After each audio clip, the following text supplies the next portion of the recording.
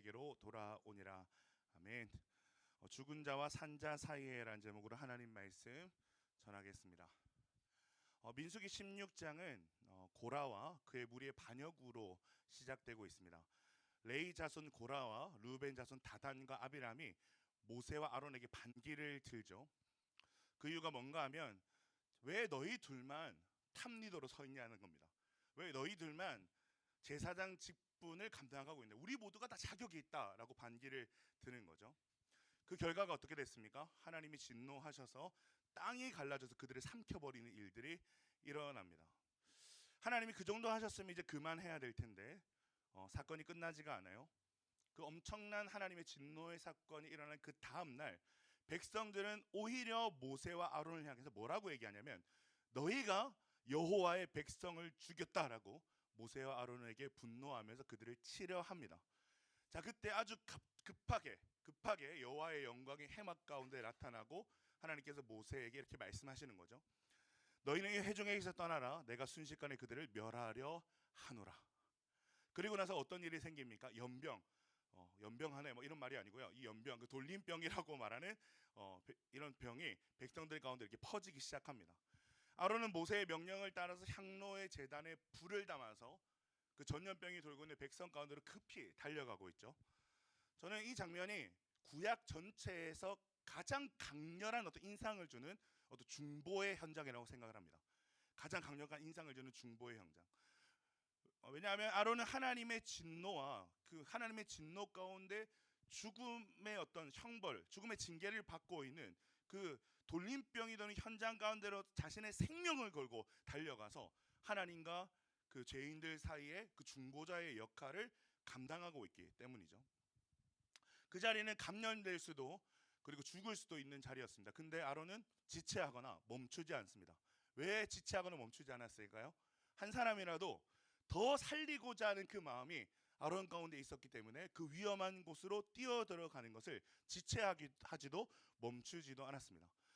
여러분, 오늘 우리는 이 말씀 앞에서 우리가 좀 질문해봐야 됩니다. 우리가 서 있는 자리는 어딘가? 오늘 아론이 서 있는 자리가 어디죠? 산자와 죽은 자 가운데 그 사이에 서 있다라고 성경이 기록을 하고 있죠. 여러분, 우리는 어디에 서 있습니까? 죽어가는 세상 앞에서 나는 어떤 모습으로 서 있는가? 이것을 좀 스스로에게 질문해 볼 수 있는 시간이 되었으면 좋겠습니다. 오늘날의 이 시대도 오늘 이스라엘 백성들이 죽어가는 이 시대랑 별반 다르지 않다라고 생각을 합니다. 우리는 코로나와 같은 물리적인 전염병뿐만이 아니라 영적 전염병이 만연한 세상을 우리는 살고 있습니다. 탐욕, 비교, 불신, 절망, 혐오와 같은 이 죄로부터 오는 바이러스가 사실 우리의 영혼과 마음을 잠식시키고 있는, 죽이고 있는 시대를 살아가고 있죠.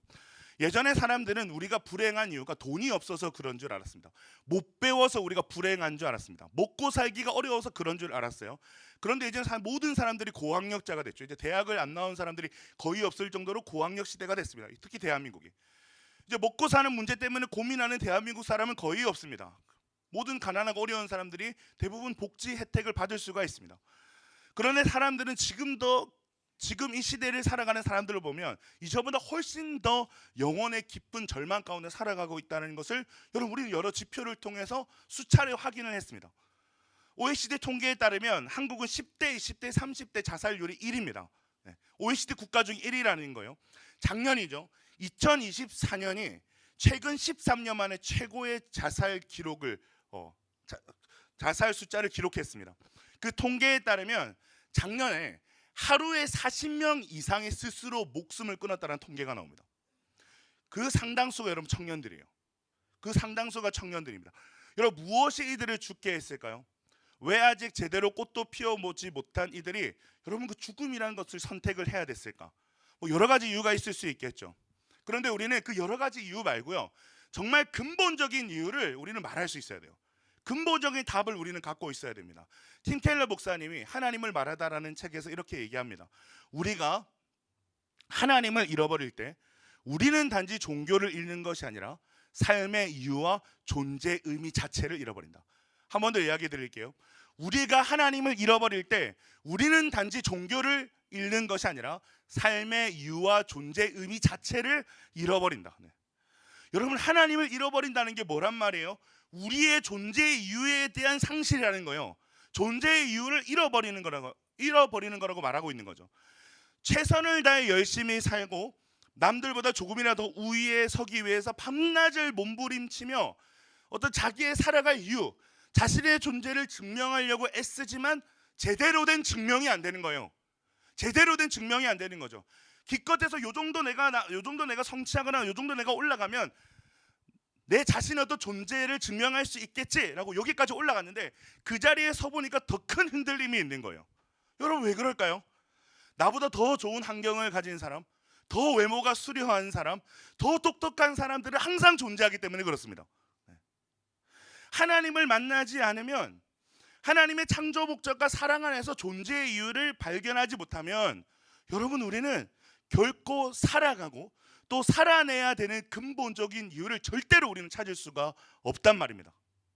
그렇게 하나님을 모르는 사람들은 스스로를 온전하게 사랑할 수도 타인을 온전하게 믿거나 사랑하지도 못한 채 이렇게 죽어가고 있는 것이죠. 자, 그렇다면 여러분 이런 세상의 소망이 누굽니까? 이런 세상의 소망이 누구라고 생각해요? 하나님을 만난 저와 여러분들입니다. 믿으십니까? 따라합니다. 내가 하나님의 소망이다. 옆에 분들에게 인사합니다. 당신이 세상의 소망입니다. 네. 여러분 우리가 죽어가는 세상을 향한 하나님의 소망이고 세상의 소망인 줄 믿습니다. 오늘 본문의 모세와 아론과 같이 말이죠. 모세와 아론을 이스라엘 무리가 치려고 하자 급하게 하나님이 임재하셨다고 했습니다. 42절 말씀 같이 한번 읽어볼까요? 42절입니다. 시작. 회중이 모여 모세와 아론을 칠 때에 회막을 바라본즉 구름이 회막을 덮었고 여호와의 영광이 나타났더라. 모니터 조금만 더 키워주세요. 구름은 임재의 상징이에요. 구름이 회막을 덮자 여호와의 영광이 나타납니다. 영광은 히브리어로 카보드라는 단어인데 카보드는 무겁다라는 뜻을 가지고 있습니다. 감히 서 있기도 어려울 만큼의 영광의 무게가 이들을 압도한 거죠. 하나님께서는 이스라엘 무리를 압도하는 영광으로 임하셔서 아론과 모세를 지금 급하게 지켜내시고 있는 장면을 보고 있는 겁니다. 그러고 나서 하나님이 말씀하시죠. 44절 45절을 우리 다시 한번 읽어봅시다. 시작. 여호와께서 모세에게 말씀하여 이르시되 너희는 이 회중에게서 떠나라. 내가 순식간에 그들을 멸하려 하노라 하시매 그 두 사람이 엎드리니라. 이스라엘 백성의 이 완악함 앞에, 변화되지 않는 이 완악함 앞에 하나님이 진노하십니다. 그리고 참다가 이들을 멸하시겠다라고 지금 말씀하시는 거죠. 자, 이때 모세와 아론의 반응이 어떻습니까? 뭘 하죠? 이들을 다 멸하시겠다고 하니까 모세와 아론이 뭘 하죠? 제가 늘 얘기하지만 저를 보지 말고 말씀을 보세요. 네, 모세와 아론이 뭘 하죠? 엎드립니다. 찾았어요? 두 사람이 엎드리니라. 네, 이 엎드림의 의미가 뭘까요? 간구입니다. 여러분 엎드림은 간구예요. 모세 아론이 지금 이스라엘의 중보자로서 하나님 앞에 간구하고 있는 모습을 우리는 발견할 수가 있습니다. 여러분 한번 생각해 봅시다. 모세와 아론의 행동이 여러분 이해가 좀 되세요? 좀 전에 이스라엘 백성들이 모세와 아론에게 뭘 하라고 했습니까? 그들을 쳐서 죽이려고 했어요. 지금까지 최선을 다해서 이들을 이끌어 모세와 아론의 자리를 탐내고 지금 무력으로 그 자리를 차지하려고 하고 있습니다. 오늘 말씀을 보면 그들을 치려고 한다고 나와 있거든요. 하나님이 땅을 갈라지게 하시고 반역자들을 집어삼키게 하신 일들로 이미 경고를 하셨음에도 불구하고 그들은 또다시 모세와 아론을 대적하고 그들을 치려 한 거죠. 존 칼빈이라는 분이 그의 주석에서 이렇게 말합니다. 인간의 마음은 하나님의 은혜를 거절하는 데 있어서 가장 완고한 돌보다 더 단단하다. 하나님의 은혜를 거절하는 데 있어서 가장 완고한 돌보다 더 단단한 것이 인간의 마음이라는 거죠. 이 완고함으로, 이 변화되지 않은 완고함으로 모세와 아론을 향해서 지금 돌을 집어들고 있는 겁니다. 그런데 모세와 아론이 뭘 하고 있어요? 이들 멸하겠다는 하나님의 말씀 앞에 엎드려서 이들을 위하여 간구하고 있어요. 저는 이 말씀을 묵상하면서 한 사람이 떠올랐습니다. 누굴까요? 그리스도죠. 사랑하는 이들에게 철저히 배신을 당하고 조롱당하며 억울하게 십자가에 달리신 예수 그리스도죠. 예수님께서 근데 그 십자가 위에서 뭐라고 기도해 주신지 아세요? 아버지 저들을 사하여 주시옵소서. 자기들이 하는 것을 알지 못함이니이다 하시더라. 예수님은 자신을 버리고 떠나고 죽이고자 한 자들을 위해서 그 십자가에 달리셔서 하나님께 이렇게 간구하셨어요. 아버지 저들을 용서하십시오. 자기들이 지금 무엇을 하는지 모릅니다. 사랑하는 여러분, 우리에게 이 마음이 있어야 되는 줄로 믿습니다. 빌립보서 2장 5절에 이런 말씀이 있습니다. 너희 안에 이 마음을 품으라. 곧 그리스도 예수의 마음이니. 무슨 마음을 품으라고요? 곧 그리스도 예수의 마음을 품으라고 말씀을 하고 있어요. 여러분, 세상은 우리를 환영하지 않습니다. 미안하지만 세상은 우리를 환영하지 않습니다. 전도에 보면 알아요. 자, 이번 주 수요일에 교육자들과 온천천에 노방전도 하러 나갔거든요. 한 할아버지가 앉아 계셔가지고 혼자 앉아 계셔서 말을 건네고 이 준비한 과자도 좀 드리고 했어요. 그때까지 아주 분위기 좋았거든요. 저 이런 과자를 주시냐고, 이게 막 어디서 온 분이냐고 막 물어보시기도 하시고. 제가 교회에서 왔다 그랬어요. 그래서 예수 믿고 천국 가면 좋겠다라고 했어요. 근데 갑자기 할아버지 표정이 돌변하는 겁니다. 진짜 좀 무서웠어요. 제가 웬만하면 잘 쫄지 않는 성격인데 살기가 느껴질 정도로 저를 정말 무섭게 노려보시면서 하나님이 어딨냐고, 눈에 보이지도 않는데 그런 헛소리 하지 말라고, 증거를 가져와 보라고. 그래서 제가 두렵고 떨리는 마음으로 하나님이 살아계신다는 증거를 하나씩 이렇게 말씀드리기 시작했어요. 말씀드리고 나서 혹시 어떻게 생각하세요? 제가 이렇게 말씀드렸는데 이것에 대해서 정말 하나님이 없다고 말할 수 있을까요? 어르신 이렇게 말씀을 드렸는데 대답은 안 하시고 더 무섭게 쳐다보시면서 됐으니까 그런 소리 하지 말고 가라고 했어요. 가라고 했습니다. 여러분, 이것이 예수 믿는 우리가 늘 마주하는 현실이에요. 정확하게 말하면 예수를 전하는 우리가 마주하는 현실입니다. 그런데 그렇게 쫓겨나듯 자리를 뜨고 나니까 마음이 너무 아픈 거예요. 마음이 너무 아픈 거예요. 그렇게 무안주고 화를 내셨는데 마음이 너무 속상한 거죠. 무엇이 저분의 마음을 이토록 완고하게 했을까? 무엇이 저분의 마음을 이렇게 다치게 했을까? 무엇이 이토록 예수 그리스도에 대한 이 구원의 이야기를 싫어하게 했을까? 나이가 너무 참 지긋한 어르신이었기 때문에 더 마음이 아픈 거예요. 자리를 뜨면서. 그때 제 마음에 이 어르신을 위해서 간구해야겠다는 마음이 생기는 거죠. 하나님, 이때가 아니더라도 저분이 꼭 예수를 만났으면 좋겠습니다. 불쌍히 여기셔서 구원해 주세요. 여러분, 이렇게 간구할 수 있는 그 자리, 거절당하나 고통당하나 배척당하나 박해를 당하나 그들을 위하여 간구할 수 있는 그 자리, 여러분, 그 자리가 우리의 자리요, 우리의 사명인 줄로 믿습니다. 여러분, 아론의 직업이 뭘까요? 아론의 직업이 뭡니까? 장군입니까? 아론의 직업이 뭐죠? 크게 말해봐봐. 아론의 직업이 뭐죠? 맞아요. 제사장이에요. 제사장입니다. 제사장의 역할을 한마디로 하면 중보자입니다. 중보자. 네, 중보자, 제사장의 역할이 중보하는 역할이기 때문에 그렇습니다. 예수님도 우리의 참 대제사장, 가장 큰 대제사장이 되셨습니다. 히브리서를 보면 나오거든요. 우리의 가장 큰 중보자가 되셨다는 겁니다. 우리의 진짜 중보자가 되셨다는 거예요. 예수님께서, 여러분 그렇잖아요. 예수님께서 친히 하나님과 우리 사이의 연결고리가 되어 주셨기 때문에 우리가 하나님께 나아갈 수 있게 된 거 아니겠어요? 우리 스스로는 절대로 하나님을 찾지도 깨달을 수도 없는 존재였는데 예수님께서 친히 하나님과 우리 사이를 연결해 주는 중보자가 되셨기 때문에 우리가 예수 그리스도를 말미암아 하나님께 나아갈 수 있게 된 거죠. 자, 그런 우리에게 새로운 직분과 사명이 주어졌는데 여러분, 그 새로운 직분과 사명이 뭘까요? 따라합니다. 왕 같은 제사장. 왕 같은 제사장. 네. 여러분, 왕 같은 제사장이 누군지 아세요? 예수님이에요. 예수님이 왕 같은 제사장인데 예수를 믿고 구원받은 하나님의 자녀된 우리를 성경이 뭐라고 얘기하냐면 왕 같은 제사장이 되었다라고 이야기를 합니다. 우리에게 주어진 새로운 직분과 사명이라는 거죠. 자, 다시 한 번 더. 제사장이 뭐 하는 사람이라 그랬죠? 중보하는 사람이라고 그랬습니다. 여러분, 우리는 세상과 하나님 사이의 중보자입니다.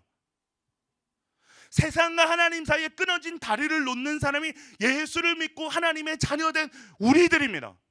자, 그렇다면 그 중보자의 역할이 뭘까요? 오늘 본문에서 그 중보자의 역할을 너무너무 잘 보여주고 있는 첫 번째로 그 중보자의 역할은 기도입니다. 기도예요.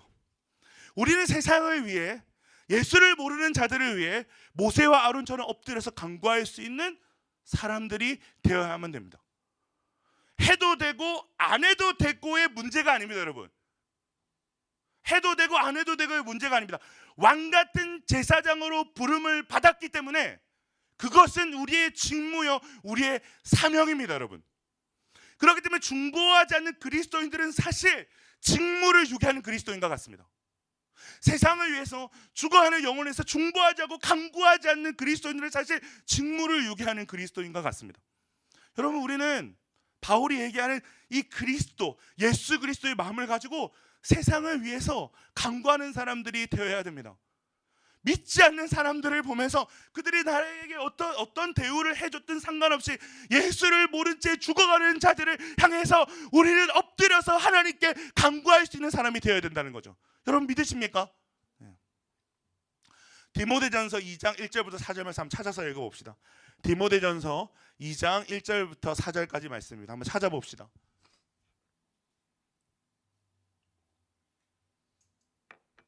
자, 같이 한번 읽어볼까요? 시작. 그러므로 내가 첫째로 권하노니 모든 사람을 위하여 간구와 기도와 도구와 감사를 하되 임금들과 높은 지위에 있는 모든 사람을 위하여 하라. 이는 우리가 모든 경건과 단전함으로 고요하고 평안한 생활을 하려 함이라. 이것이 우리 구주 하나님 앞에 선하고 받으실 만한 것이니 하나님은 모든 사람이 구원을 받으며 진리를 아는 데에 이르기를 원하시느니라. 4절을 한 번 더 읽어봅시다. 시작.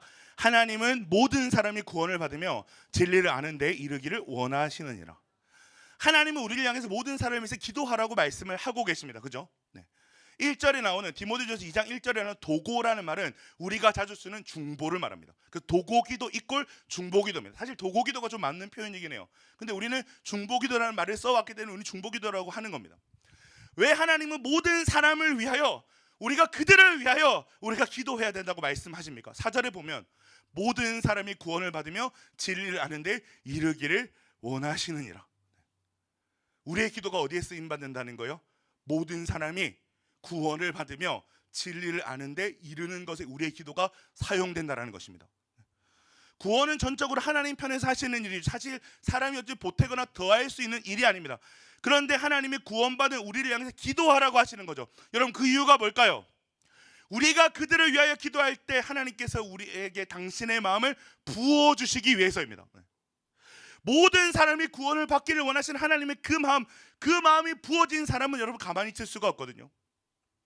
이것은 모세와 아론이 보여주는 그 다음 행동을 보면 우리가 더 정확하게 알 수 있습니다. 우리 민수기 16장 46절 말씀 제가 한번 읽어드릴게요. 이에 모세가 아론에게 이르되 너는 향로를 가져다가 제단에 불을 그것에 담고 그 위에 향을 피워 가지고 급히 회중에게로 가서 그들을 위하여 속죄하라. 여호와께서 진노하셨으므로 연병이 시작되었음이니라. 여러분 이것이 중보자의 두 번째 역할입니다. 아주 중요한 역할이죠. 살리기 위해서 급히 달려가는 것. 여러분 이게 중보자의 두 번째 역할입니다. 살리기 위해서 급히 달려가는 것. 어느 단어 하나가 중요하지 않는 단어가 없어요. 살리기 위해 급히 달려가는 것. 네. 모세가 명령합니다. 향로의 제단에 불을 담아 향을 피우고 급히 회중에게로 가서 그들을 위하여 속죄하라. 모세가 아론에게 뭘 명령하죠? 급히 회중에게로 갈 것을 명령합니다. 그리고 아론이 어떻게 하죠? 급히 회중에게로 달려갑니다. 향로에는 제단의 불이 담겨 있었습니다. 제단의 불은 하나님의 거룩한 임재를 상징합니다. 그것을 향로에 담았다는 것은 하나님의 임재를 가지고 죄의 현장 가운데로 들어갔다는 것입니다. 하나님의 임재를 가지고 죄의 한복판으로 달려 들어갔다는 거죠. 또한 향로의 의미는 기도거든요. 요한계시록 5장 8절에 보면 성도들의 기도가 금향로의 향으로 하나님께 상달되고 있다고 기록을 합니다. 그는 백성 가운데로 급히 들어가서 그들의 죄를 대신해서 하나님께 속죄의 기도를 지금 올려드리고 있는 거죠. 사랑하는 여러분, 아론이 향로를 들고 역병이 도는 백성 가운데로 달려간다는 것은 사실 죽음을 향해 달려가는 것과 같은 말입니다. 역병이 걸리면 다 죽어요. 어떻게 그 역병이 옮는지도 모르지 사람들이 막 그 병이 옮아서 죽어가고 있어요. 호흡으로 옮는지 침으로 옮는지 무엇으로 옮는지 알지 못한 채 사람들이 다 죽어가고 있다고요. 근데 그 죽음 가운데로 죽음의 현장 가운데 아론이 달려가는 겁니다. 죽으려고 달려가는 거예요. 네. 위험을 감수하고 달려가고 있는 거죠. 병이 옮아서 죽을 수도 있고 이스라엘 사람들에게 맞아 죽을 수도 있는데 향로를 들고 그들 가운데 달려가는 겁니다. 멈추지 않습니다. 왜냐? 그들과 하나님 사이의 화해자로서 자신이 서기 위했기 때문입니다. 그래서 그는 목숨을 걸고 그들 가운데로 뛰어 들어가는 거죠. 여러분 이거 누구의 모습입니까? 그리스도의 모습이죠. 영적 죽음 가운데 놓인 우리 가운데 그분이 뛰어 들어오셨습니다. 가장 높은 곳에서 가장 낮은 곳으로 오셨습니다. 가장 영광스러운 곳에서 가장 초라한 곳으로 오셨습니다. 영원하고 완전한 곳에서 죽음과 어그러지고 불완전한 곳으로 뛰어 들어오셨습니다. 우리를 향해서 그분이 달려 들어오셨습니다. 다행히 아론은 죽지 않았습니다. 그런데 예수 그리스도는 우리를 죽음에서 건지시기 위해 대신 죽음을 맞이하셨습니다. 이 예수는 오늘도 우리를 끊임없이 찾아오십니다. 우리의 목자가 되셔서 양 같은 우리가 각기 제 길로 가다가 죽지 않도록 달려오시고 일으키시며 지켜내십니다. 그분께서 오늘 우리에게 이렇게 말씀하시는 거죠. 요한복음 20장 21절을 보면 아버지께서 나를 보내신 것과 같이 나도 너희를 보내노라. 예수님께서 말씀하시는 거예요. 우리를 향해 달려오신 예수님께서 우리를 향해 말씀하시는 거죠. 아버지께서 나를 보내신 것 같이 나도 너희를 보내노라. 우리를 향해 달려오신 예수님께서 우리를 향해 말씀하시는 거예요. 아버지께서 나를 보내신 것 같이 나도 너희를 보낸다. 하나님께서 예수님을 보내신 것과 같이 예수님께서 우리를 세상으로 보내신다는 말씀을 하고 계신 거죠. 여러분, 주님이 우리를 보내셨다면 여러분, 이것은 선택사항이 아니죠. 우리의 사명입니다. 우리를 예수님같이 보내셨다는 거예요. 여러분, 세상의 한복판에서 세상과 하나님의 화해자로 이제 너희가 그 사명을 이어가야 된다고, 그 사명을 감당해야 된다고 예수님께서 우리 세상 가운데 파송하시는 말씀을 우리가 보고 있는 겁니다. 존 파이퍼 목사님의 열방을 향해 가라는 책을 보면 하나님의 영광을 위해 산다는 것을 이렇게 정의합니다. 잘 들어보세요. 하나님의 영광을 위해 산다는 것은 단지 예배당 안에 머무르는 것이 아니라 죽음의 현장 속으로 복음을 들고 들어가는 것이다. 다시 한번 말씀드릴게요. 하나님의 영광을 위해 산다는 것은 단지 예배당 안에 머무르는 것이 아니라 죽음의 현장 속으로 복음을 들고 들어가는 것이다. 여러분, 하나님의 영광을 위해 사는 게 뭐라고요? 죽음의 현장 속으로 복음을 들고 들어가는 것, 그것이 하나님의 영광을 위해서 사는 것이다라고 이야기를 합니다. 여러분, 미안하지만 예배당 안에만 머무르는 그리스도인들에게 하나님의 영광을 기대할 수 없습니다. 예배당 안에만 머물고자 하는, 그 안전지대에 머물고자 하는 그리스도인들에게는 하나님의 영광을 기대할 수 없습니다. 하나님의 영광을 기대할 수 있는 그리스도인들은 영적 죽음의 현장으로 복음을 들고 들어갈 수 있는 그리스도인들입니다. 죽음까지도 각오하고 살리러 뛰어드는 사람, 그 사람에게서 하나님의 영광을 본다 말씀하시는 거죠. 그 사람에게 하나님의 영광을 기대할 수 있다고 말씀하고 있는 거죠. 사랑하는 여러분, 하나님의 영광을 위해 사는 그 삶을 축소하지 마세요. 하나님의 영광을 위해 사는 삶을 축소하지 마세요. 끌어내리지 마세요. 하나님의 영광을 위해 사는 것은요, 살리기 위해 고난받는 거예요. 살리기 위해 내가 죽고자 하는 거예요. 생명을 위해 내가 하나의 미랄처럼 썩어지고자 하는 겁니다. 그것이 하나님의 영광을 맛본 자들이 하나님의 영광을 위해서 사는 삶인 줄로 믿습니다. 오늘 아론을 보세요. 연병이 창궐하는 곳으로 뛰어들어갔어요. 어디까지 뛰어들어갔는가? 연병이 펴진 그 경계선까지 뚫고 들어갔어요. 온 무리를 가르고 그 연병이 창궐하는 그 경계선까지 갔다는 거예요. 산자와 죽은 자의 경계. 오늘 말씀 얘기하고 있잖아요. 산자와 죽은 자의 경계.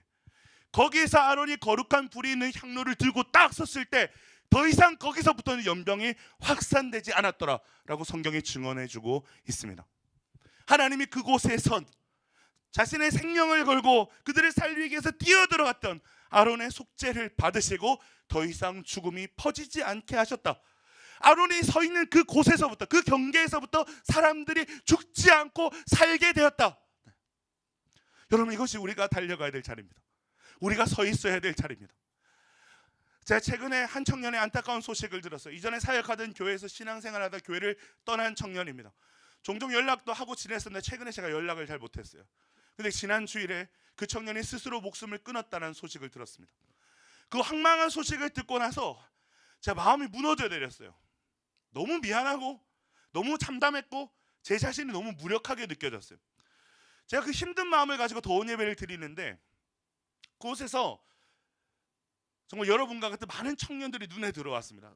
그래서 맡기신 영혼들을 더 사랑하고 내가 진짜 더 깊이 있게, 더 세심하게 이들을 좀 돌봐야겠구나, 정말 이들을 살리고자 하는 마음으로 말씀을 준비해야 되겠구나. 그와 동시에 제가 또 하나 든 생각이 뭐냐면, 오늘도 세상 속에서 죽음을 생각하고 있는 그 청년들이 있을 거라는 생각에 제 마음이 막 급해지는 거예요. 네. 여러분, 대한민국에서 청년으로 사는 거 쉽지 않습니다. 어려운 일이에요. 치열한 경쟁 사회 속에서 비교당하고 비교하며 끊임없이 자신의 존재 가치를 증명하기 위해서 정말 숨가쁘게 살아가고 있지 않아요? 그죠? 그렇게 숨이 턱까지 차게 살아도 잘 되지 않고 거듭되는 실패 가운데 절망한 청년들의 도피처가 어느샌가 죽음이 되고 있습니다. 고난을 해석해내지 못해요. 고난의 유익을 몰라요. 그냥 죽음이라는 도피처로 도피를 하는 거죠. 사탄이 교묘하게 이들의 삶에 파고들어서 이들의 소망을 빼앗고 있어요. 절망이란 말처럼 이들의 소망을 끊어버리는 일들을 하고 있어요. 죽으면 이 모든 고통이 끝날 거예요. 죽으면 이 모든 고통이 끝날 거야. 이렇게 그들의 귀에 대고 달콤하게 속삭이는 거죠. 그렇게 대한민국은 어느새 10대, 20대, 30대들의 자살공화국이 되어버렸습니다. 하루에 여러분 40명의 청소년, 40명의 청년들이 스스로 목숨을 끊고 있대요. 여러분, 이거 충격적인 일 아닙니까? 여러분, 우리가 그들을 살리는 자로 부름을 받았습니다. 우리가 그들에게로 가야 됩니다. 지체해서는 안 되는 거죠. 더 이상 지체할 수가 없어요. 급히 달려가야 되는 거죠.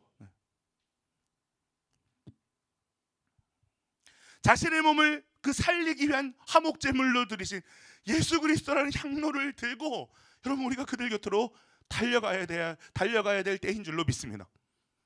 C.S. 루이스가 고통의 문제라는 책에서 이렇게 얘기합니다. 고통은 하나님께서 우리의 길을 여시는 메가폰이다.